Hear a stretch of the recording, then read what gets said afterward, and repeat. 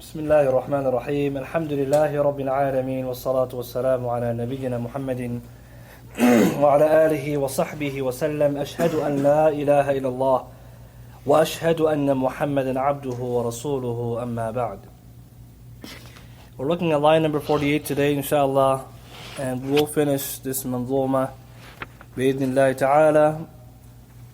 The muallif حفظه he says, فضائل له أتت كثيرة قد جمعت وهي له جديرة. That the virtue of the Qur'an have come a lot, and they were surely gathered in books and worthy of being done. So here Shaykh Adnan is talking about that there are books in Islam talking about the fada'il of the Qur'an, which surah is virtuous, or which surah are virtuous, which surah are more virtuous than others, the reward for reciting the Qur'an. And some examples he mentions, like Imam Abu Bakr ibn Abi Shaybah, Imam al-Nasa'i, Abu Ubaid, Al-Qasim bin Salam, and others that have written books just on the virtues of the Qur'an. And no doubt the Qur'an has many virtues, and he says that it's worthy of being compiled. Some have written even 40 hadith on the virtue of the Qur'an. So no doubt this is something which in the science of the Qur'an you learn the virtues of the Qur'an itself, that which is authentic versus that which is not authentic. And then he moves on to mention وَمِنْهُ فَاضِلٌ وَفِيهِ أَفْضَلُ وَذَلِكُمْ فِي سُنَّةٍ يَفْصِلُ. That in the Qur'an there are surahs which are virtuous, and then there are others which are more virtuous. And it has been clarified in detail in the Sunnah. So here the Shaykh says there's some khilaf, difference of opinion, if there is in the Qur'an surahs which are more virtuous than the other. Because the whole Qur'an is virtuous. So how can there be, some ulama debated, is there any proof to say that some surahs are more virtuous than others? And the Shaykh he mentions some of the opinions, and the correct one being that yes, there are surahs more virtuous than others. The example, Rasul sallallahu alayhi wa sallam said, أَلَا أُخْبِرُكَ بِأَفْضِلِ الْقُرْآنِ. Should I inform you of the best of the Qur'an?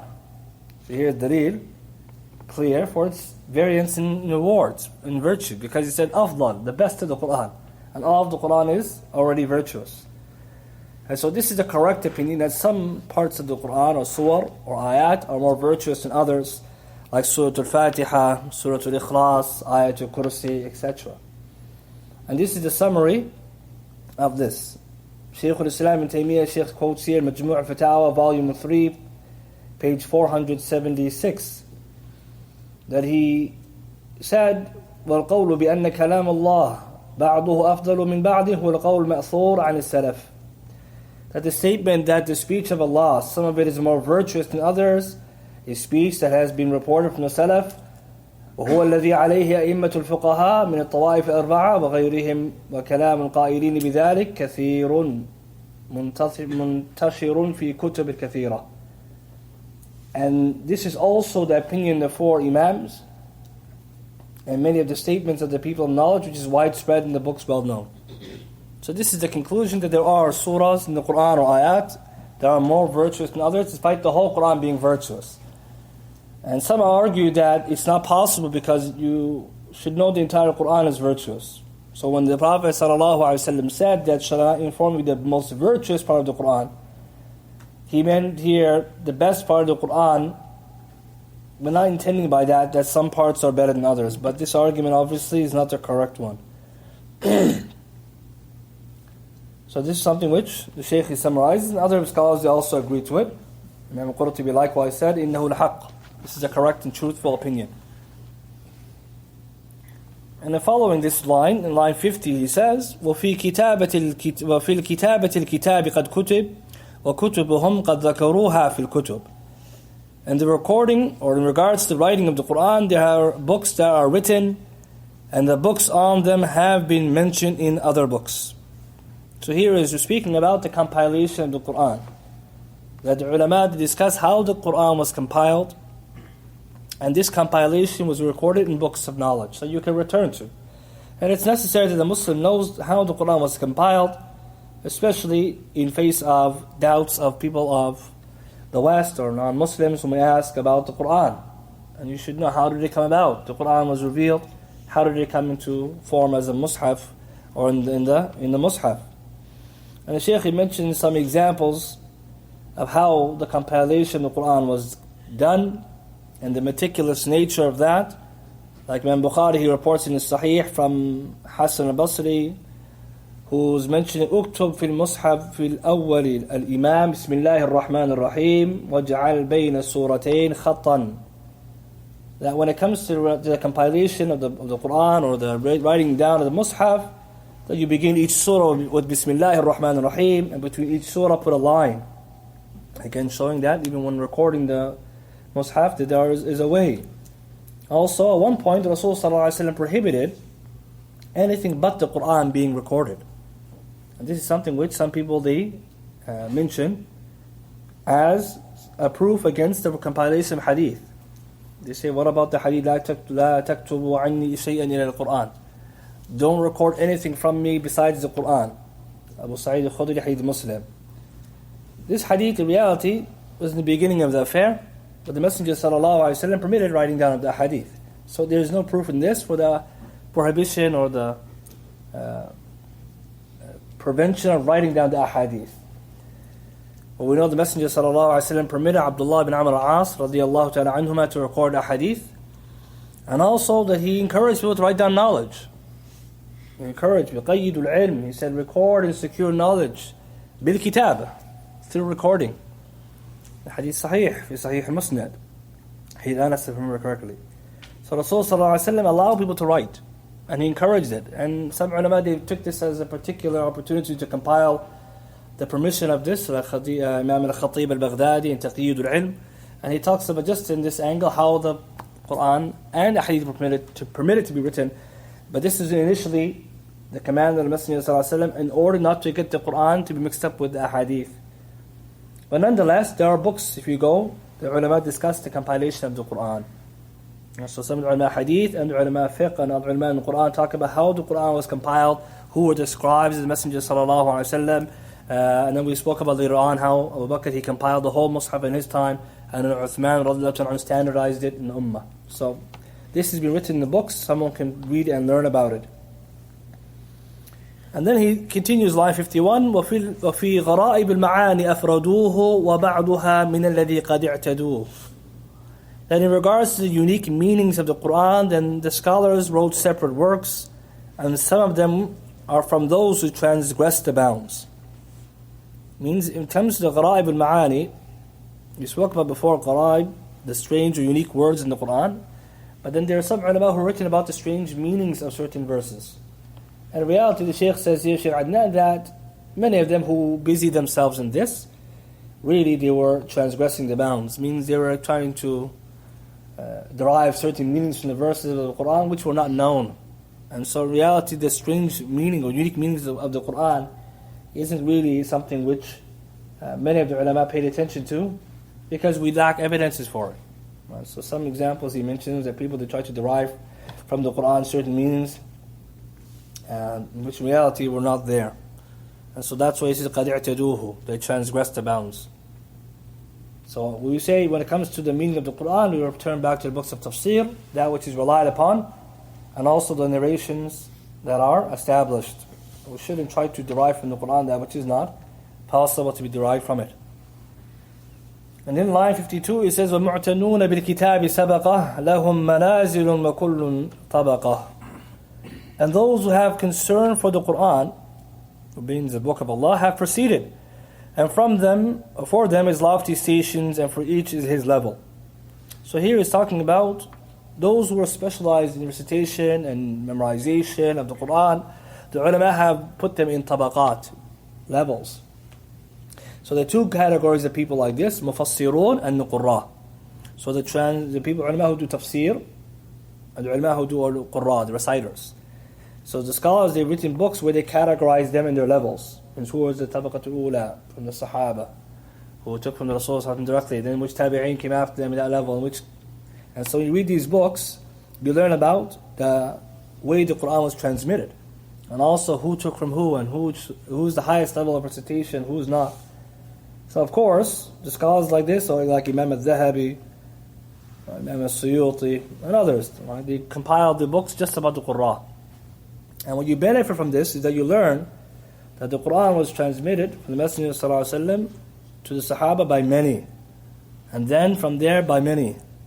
But the names that are frequent in the first level include the four, Khulafa al-Rashidi, right? Most notably Ali radiallahu ta'ala anhu, and Ubay bin Ka'ab amongst the other Sahaba, and Zayd bin Thabit, and Musa. These are the major reciters and those who transmitted the Qur'an. And when you look at all different citations, the change in narration, they go back to the same Sahaba. It means that was the first category, the highest of them. Ibn Mas'ud is another example. And then there are some Sahaba who learned later on from others, who were even Tabi'een. Abdul-Rahman al-Sulami, those who in the higher categories, he even taught some Sahaba the Qur'an, after he himself learning from some of the Sahaba. So the levels just teach you how the Qur'an was transmitted, who were the high level, who were those who are after. And also you get to see the appreciation for these A'immah, because they also had appreciation and concern for the Book of Allah. In Allah la yarfa'u bihadhi kitabi aqwaman. Allah, He lifts certain people due to this book. وَيَضَعْ بِهِ آخِرِينَ. And He lowers others by it. So here we see that these people, the ulama honored them by mentioning their names, their biographies, and their virtues and their stories, so that we can also know who they were, but also at the same time see the honor of the Qur'an. But it teaches you also the way the Qur'an was transmitted. In case you were confused, how did it get from here to here, or how did it get from this Imam to this Imam? And likewise was done for the Mufassirun, the highest level, and likewise going downwards.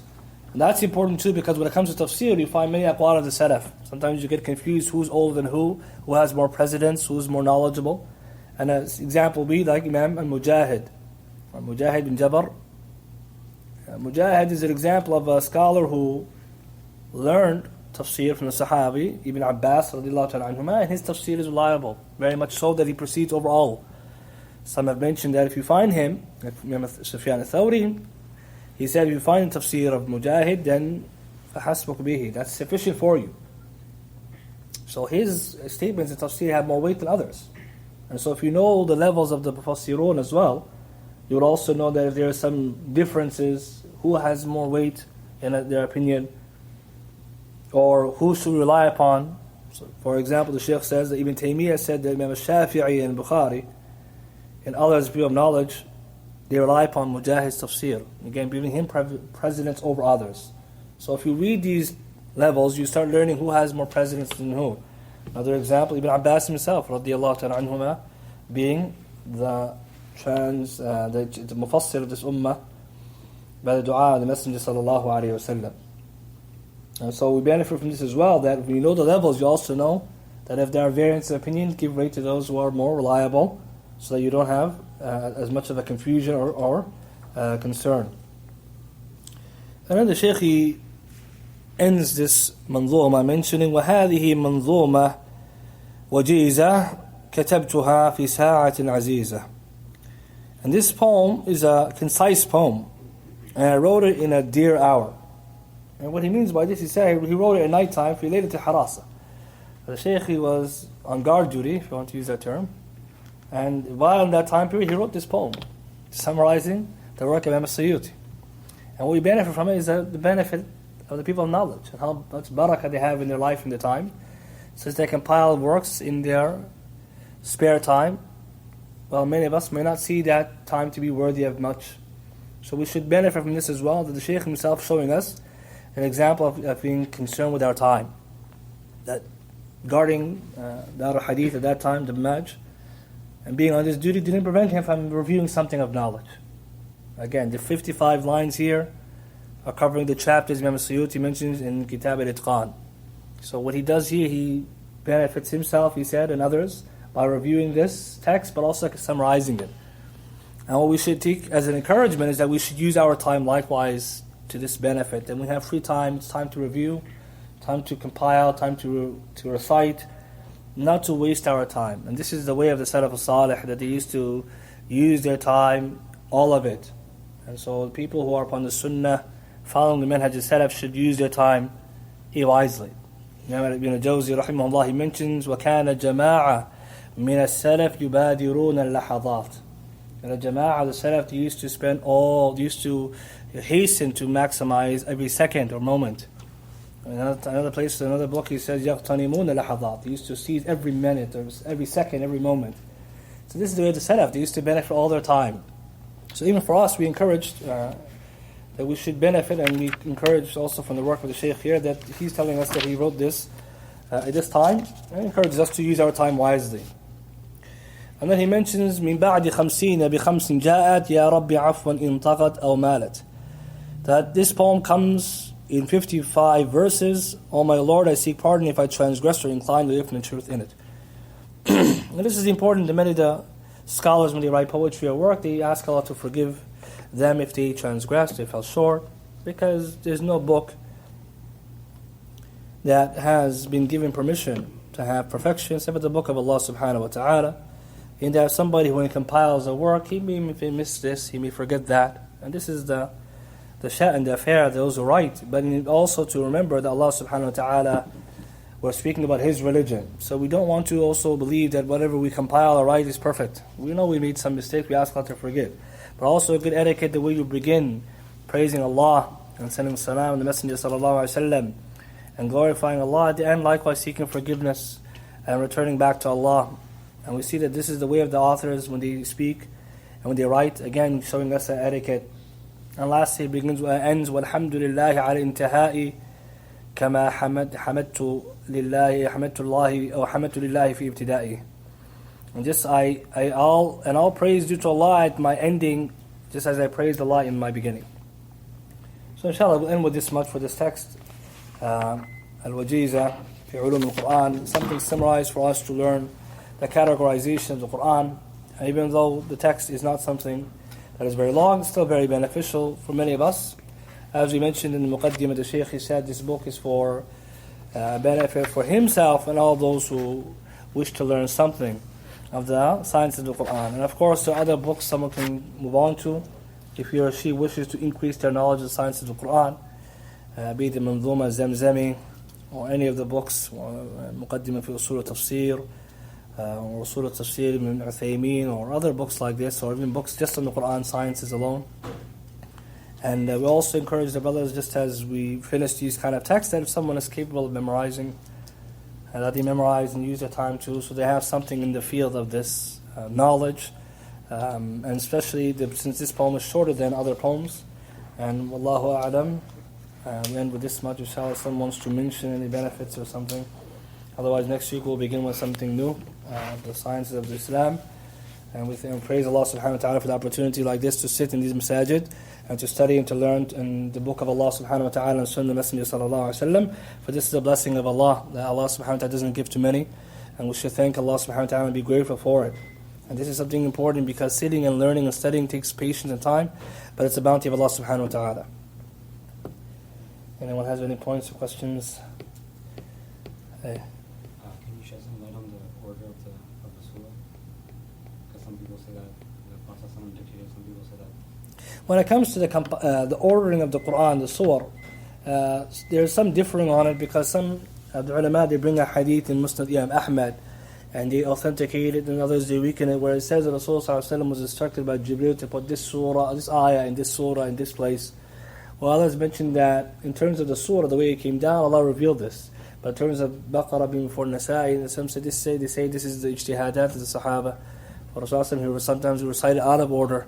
And others, they say when they compiled the Qur'an, they used the knowledge that they had, which came before others. But some argue, no, that the way it is tawqifiyah. Others say, no, it's actually ijtihad. And again, they look at some hadith, and some say there's no hadith that are authentic. So there is discussion about that, but this is the summary of it. Some would argue it is, but no doubt the surah, the Qur'an, the way it came, they recorded the Sahaba the way they heard from the Messenger sallallahu alaihi wasallam. So the beginning and end of the surah is the way it is. But in terms of the ordering in the Mus'haf, which comes first, others, then this is where the differing is. For example, they say the Hadith Hudayfa when Rasul sallallahu alaihi wasallam recited Surah An-Nisa over Al Imran. This is the example they say that the ordering wasn't as fixed as it is now. Wallahu a'lam. The science of the Quran, is there a pattern, rough estimation of how many they are? Some of the ulama, they mentioned there are many types of sciences, and they number more than even closer, more than 100 or something they say. But when it comes to the sciences itself, some they say that they are between 50 something upwards up to 100 more. And it's not a 100% like accurate number if I remember correctly, but there is a big number, large number. And like we said before, not some doesn't have to know all of them. Rather, he knows that which is the most important of them. But there's a very large number. And so if you read the books like Burhan, they tell you all these different types, and there's so many of them. And so in reality, there's many. But some ulama said what's important is someone who knows the basics about the Qur'an, for example, the compilation. He knows the tajweed, for example. He knows regarding Mekki, Madani, Saifi, Shita'i, these kind of things. But there are a large number, very high number. And so that's why some of the ulama, when they discuss this, they try to summarize it. And others, what they do is they just take the overall most important ones and they cover those. Allahu A'lam. The scholars of Tafsir that you mentioned, like Ibn Mujahid, is that something important for them to know the prevalent, well-known, renowned scholars of Tafsir?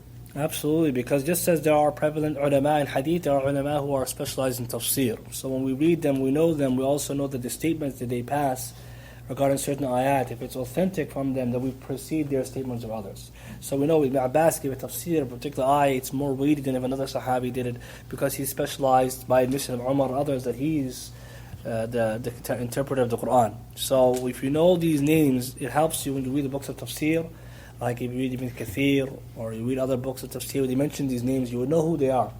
And we'd also know then who's the stronger level. For example, Mujahid versus Suddi, which comes first. And it's like Mujahid, he's more authoritative. So if he said something and someone else said, he's weaker. And some they have connection to the Sahaba and some don't. So even then you will see, okay, which of them took, like Mujahid, his specialty or his prevalence is because he recited the entire Qur'an to Ibn Abbas. And he stopped at every verse and asked him the meaning.